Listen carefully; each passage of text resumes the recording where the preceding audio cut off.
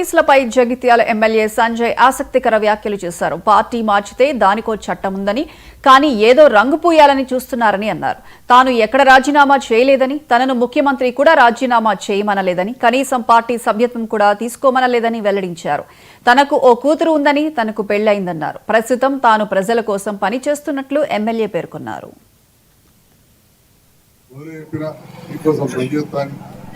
గౌరవ ముఖ్యమంత్రి అందరూ కూడా కలిసి పనిచేయడం జరుగుతోంది.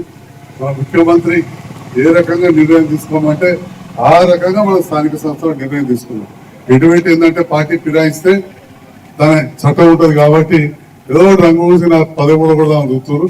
అట్లేం లేదు, మనం ఇక్కడ రాజీనామా చేయాలి, అది చేరలేదు. అది ఎన్నోసార్లు చెప్పినాం. అందరం కలిసి పనిచేస్తున్నాం, ముఖ్యమంత్రి కలిసి పనిచేస్తున్నాం.